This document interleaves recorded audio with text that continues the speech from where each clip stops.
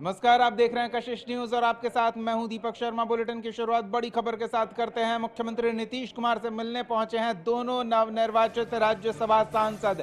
जी हां, उपेंद्र कुशवाहा और मनन मिश्रा एनडीए की ओर से राज्यसभा के प्रत्याशी घोषित किए गए थे और निर्विरोध निर्वाचित घोषित हुए हैं। जीत का सर्टिफिकेट लेने के बाद ये सभी मुख्यमंत्री नीतीश कुमार से मिलने पहुंचे हैं। साथ में बीजेपी के डिप्टी सीएम भी मौजूद थे और ये तस्वीर सामने आई है।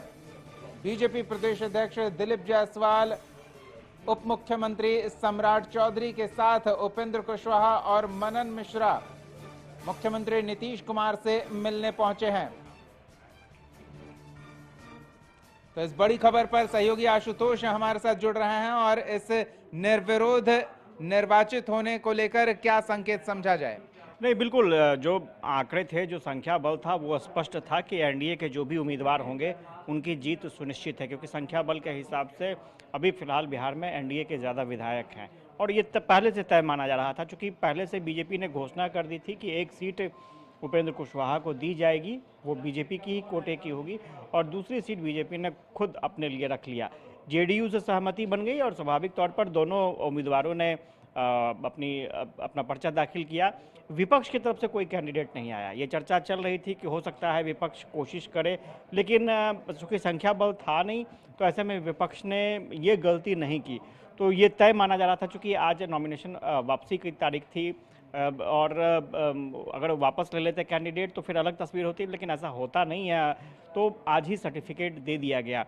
अब दो चेहरे, आप अंदाजा लगाइए, ये हल्की बात नहीं है। उपेंद्र कुशवाहा एक अलग वोट बैंक को देखते हैं, एक अलग वोट बैंक का प्रतिनिधित्व करते हैं और स्वाभाविक तौर पर बीजेपी ने वो मैसेज देने की कोशिश की।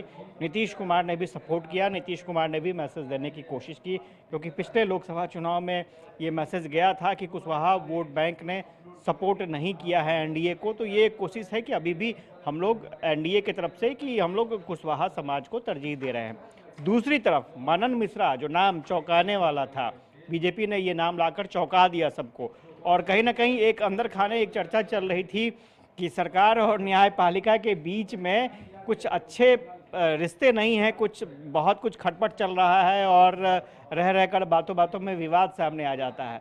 तो खुद आज मनन मिश्रा ने इस बात को स्पष्ट भी किया कि सरकार और न्यायपालिका के बीच में जो कोऑर्डिनेशन का काम होता है, वो कोऑर्डिनेशन का काम बखूबी करेंगे और उनकी कोशिश होगी कि आम सहमति बन जाए। तो मनन मिश्रा का इस्तेमाल वहां होने वाला है। चलिए, तो लोकतंत्र के सभी स्तंभ मजबूती से लोकतांत्रिक व्यवस्था को थामे रखेंगे। आशुतोष, आप हमारे साथ बने रहिए। आशुतोष, जो एक चीज कह रहे थे कि आंकड़े निश्चित थे, इसलिए दोनों राज्यसभा के उम्मीदवार निर्विरोध निर्वाचित हुए हैं, लेकिन आने वाले 2025 के चुनाव में इन आंकड़ों को प्रभावित करने की कोशिश एक नए संगठन, एक नए दल के तौर पर की जा रही है और प्रशांत किशोर, जो सियासी रणनीतिकार के तौर पर अपनी पहचान बना चुके हैं, वो बिहार की सियासत को प्रभावित करने का हर संभव प्रयास कर रहे हैं और बिहार की सियासत में जितने भी असंतुष्ट हैं अपने अपने दल से, जो ऐसे नेता हैं साइडलाइन कर दिए गए हैं, वो मुख्य धारा में एक विकल्प प्रशांत किशोर की पार्टी जनसुराज को देख रहे हैं, जिसे 2 अक्टूबर को औपचारिक तौर पर एक राजनीतिक दल के तौर पर लॉन्च किया जाएगा और दावा किया जा रहा है कि करोड़ों की संख्या में इसकी सदस्यता पहले दिन देखने को मिलेगी और प्रशांत किशोर के इन दावों से प्रभावित होकर दलों से दरकिनार कर दिए गए पुराने नेता अपना भविष्य संवारने की संभावना देख रहे हैं। कुछ प्रतिक्रियाएं आ रही है, पहले वो प्रतिक्रियाएं सुनाते हैं और फिर इस पूरी स्थिति को समझने का भी प्रयास करेंगे। सहयोगी आशुतोष हमारे साथ जुड़ेंगे। प्रतिक्रिया सुनिए पहले। बीजेपी का पैसा, बीजेपी की स्ट्रैटेजी, बीजेपी का मिशन, एग्जीक्यूटर कौन है? प्रशांत किशोर जी। डरना किनको चाहिए?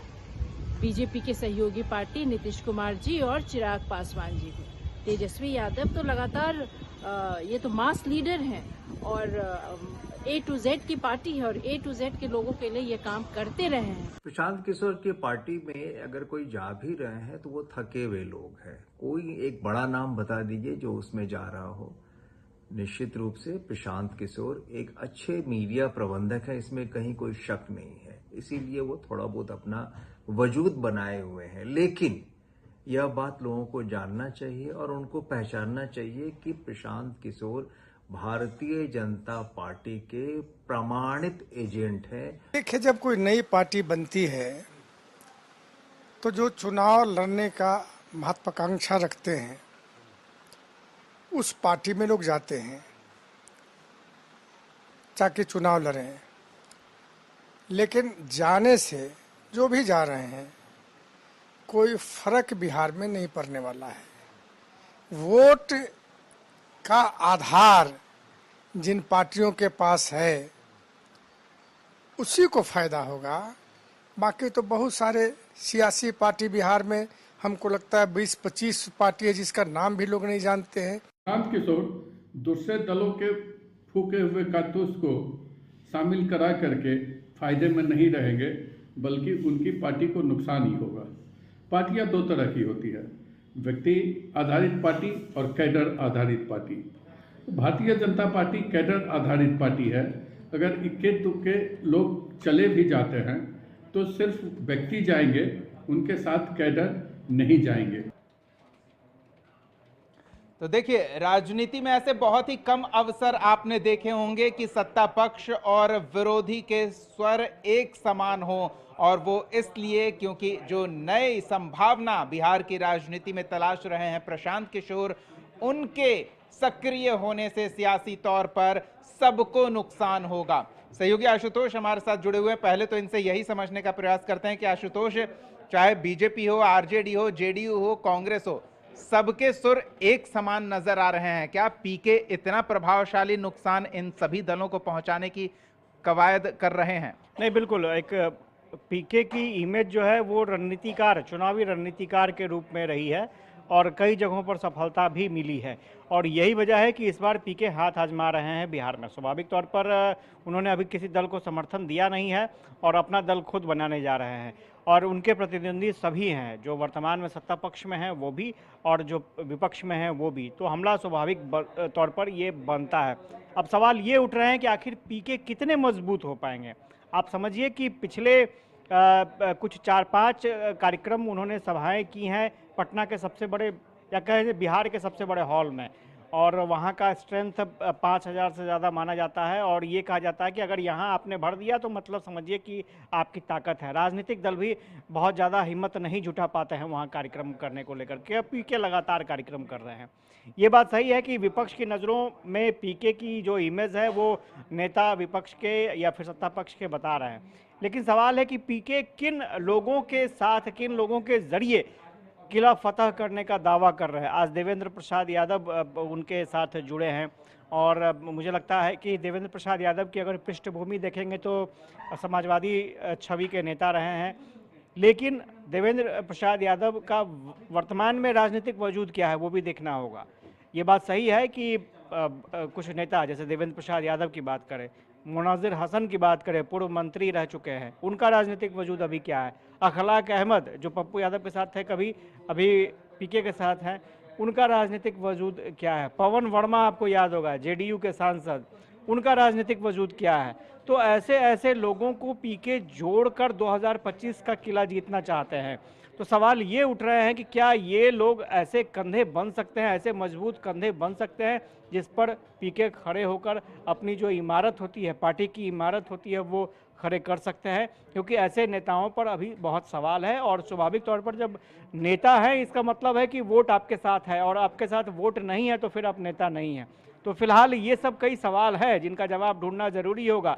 पीके कुछ खास लोगों को, सभी समाज के लोगों को पीके जोड़ रहे हैं, लेकिन क्या वो प्रभावशाली हैं, क्या प्रभाव रखते हैं, या फिर आप देखेंगे अगर पीछे जाएंगे तो। आशुतोष, आप नेताओं पर फोकस कर रहे हैं, पीके मतदाताओं पर फोकस कर रहे हैं। लंबी यात्रा उन्होंने की है, कई इंटरव्यू में तो कहा है कि उन्होंने 10 चप्पल बदल लिए हैं, इतनी उन्होंने जनसुराज के बैनर तले यात्रा की है। तो आप नेताओं को देखेंगे या मतदाताओं को देखेंगे जो नेता बनाने का मादा रखते हैं? एक तो स्वाभाविक तौर पर जब कार्यक्रम होता है और जब मंच पर आप बैठाते हैं कि ये लोग हमारे साथ जुड़ रहे हैं, आप भी जुड़िए, तो वो एक अलग प्रभाव हुआ। स्वाभाविक तौर पर आप चेहरे मॉडल के रूप में कुछ चेहरे पेश करते हैं, वो पीके भी पेश करने की कोशिश कर रहे हैं कि भाई नेता हमारे साथ ये जुड़ रहे हैं जो कभी लालू जी के साथ थे, कभी नीतीश जी के साथ थे, वो हमारे साथ जुड़ने का कोशिश कर रहे हैं। लेकिन सवाल ये उठ रहे हैं कि क्या वो प्रभावशाली है या नहीं है। दूसरी तरफ जहां लोगों को जोड़ने की बात है, इसमें कोई दो राय नहीं है कि 2 अक्टूबर को जो लक्ष्य तय किया गया है वो 1 करोड़ लोगों को एक साथ सदस्य बनाने का लक्ष्य पीके ने तय किया है, इसमें कोई दो राय नहीं है, ये काम अब बखूबी चल रहा है। तो सवाल ये उठ रहे हैं कि क्या कैडर बेस्ड पार्टी से भी ज़्यादा बड़ा कैडर पीके का होगा, ये आप समझिए। कैडर बेस्ड पार्टी बीजेपी का माना जाता है, लेफ्ट का माना जाता है, आरजेडी का भी मान लीजिए, तो क्या अब आरजेडी, बीजेपी या फिर लेफ्ट पार्टी से भी बड़ी पार्टी बड़ा कैडर पीके खड़ा कर लेंगे, ये एक अपने आप में बड़ा सवाल है। दूसरी तरफ बिहार की राजनीति में कभी भी विकास डेवलपमेंट एजेंडा नहीं रहा है, यहाँ कास्ट बेस पर वोट पड़ते रहे हैं। क्या पीके इस मिथक को तोड़ पाएंगे, ये भी एक सवाल है। आज भी आप गांव-गांव में जाइए, ये ज़रूर है कि हर जगह आपको पोस्टर और छोटे छोटे पंपलेट जनसुराज के दिखेंगे, लेकिन ये जो मिथक अभी तक चला आ रहा है, और मिथक नहीं, ये कहेंगे कि ज़मीनी हकीकत है, ये मिथक नहीं है, ज़मीनी हकीकत है कि आज भी वोट पड़ते हैं वो कास्ट के ही नाम पर पड़ते हैं। विकास कहीं भी बिहार में कोई कभी मुद्दा नहीं रहा है। तो ऐसे में इस मिथक को कैसे पीके तोड़ पाएंगे, वो सबसे बड़ी बात है। पीके अपने अभियान में लगे हुए हैं, धीरे धीरे लोगों को जोड़ रहे हैं। हालांकि चुनौती चलिए, वो जोड़ रहे हैं वो सब तो ठीक है। आशुतोष, आप भी शुरू से देख रहे हैं प्रशांत किशोर को, बिहार की राजनीति की समझ उन्हें कितनी बेहतर है, हम आपसे ये समझना चाहेंगे। उन्होंने बाहर रहने वाली पार्टी को बिहार की सबसे बड़ी राजनीतिक पार्टी बना दिया, आरजेडी और जेडीयू को मिलाकर बीजेपी के खिलाफ खड़ा करके सत्ता में पहुंचा दिया, मतलब उनका बैक इफेक्ट रहा है, तो वो बेहतर समझ रखते होंगे। तो अगर कोई संभावना देख रहा है कि जात की राजनीति के इस बैरियर को हम तोड़कर आगे बढ़ें और विकास की राजनीति पर फोकस करें, तो उसमें आपको संभावना कुछ तो दिखती होगी। आप एक कॉमन जो एक प्रिंसिपल पीके लेकर चल रहे हैं, वो सिंपल सी बात मैं आपको बता दूं कि पीके अभी अपनी सभाओं में कह रहे हैं सभी लोगों की तरफ हाथ करके कि आपको चुनाव लड़ना है, आपको चुनाव लड़ना है, लेकिन जब टिकट देने की बात आएगी तो उन्हीं प्रभावशाली लोगों में से पीके एक का चयन करेंगे। वो वैसे प्रभावशाली लोग होंगे जो न तो जिन्हें आरजेडी ने टिकट दिया, न जेडीयू ने टिकट दिया, न बीजेपी ने टिकट दिया, वैसे ही लोगों को पीके खड़ा करेंगे और 20 से 25 हज़ार वोट काट लेंगे। और वो जो वोट कटेगा वो डिसाइडिंग फैक्टर होगा, जो चिराग पासवान पहले भी कर चुके हैं। और आने वाले समय में आप देखिएगा कि यही चीज़ होने वाला है। और पीके भले ही अपना संगठन बड़ा खड़ा कर रहे हैं, मैंने पहले भी चेहरे की बात कही कि कोई ना कोई चेहरा होना चाहिए जो चुनाव लड़ सके। तो कॉमन आप आम आदमी पार्टी की तरह से आप यहाँ पर कुछ नहीं कर सकते हैं। ज़रूर उसमें कुछ चेहरे होंगे जो कॉमन होंगे, लेकिन कुछ बड़े चेहरे भी होंगे। और ये कोशिश कर रहे हैं पीके उन लोगों को, नए चेहरों को ला करके कुछ और बड़े चेहरों को जोड़ने को लेकर के। इसमें कोई दो राय नहीं है कि पीके का अभियान छोटा अभियान नहीं है, बहुत बड़ा अभियान, पैदल यात्रा और सब जगह जाकर लोगों से संवाद करना, संपर्क करना, ये बड़ा अभियान था। और 2015 का आपको याद होगा जब ये कहा जा रहा था कि लालू नीतीश एक होने के बाद भी कुछ नहीं हो पाएगा, उस समय पीके ही रणनीतिकार थे। दोनों को एक प्लेटफॉर्म पर लाकर और फिर जो स्ट्रेटजी तय की गई वो बिल्कुल 2015 में बहुत ही सफल माना जाता है।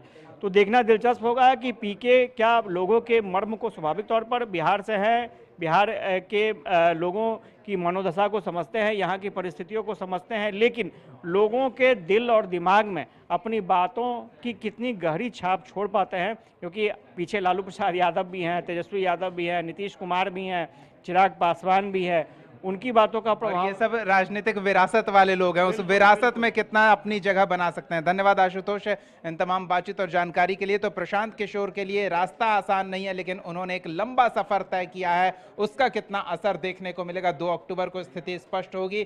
फिलहाल इतना तो साफ है कि प्रशांत किशोर ने बिहार की राजनीति में हलचल मचा दी है। एक छोटा सा ब्रेक के बाद आपको दिखाएंगे झारखंड की राजनीति में जो हलचल मची हुई है और उस हलचल के तार दिल्ली से किस तरह से जुड़ रहे हैं, सब आपको बताएंगे इस छोटे से ब्रेक के बाद। बने रहिए हमारे साथ।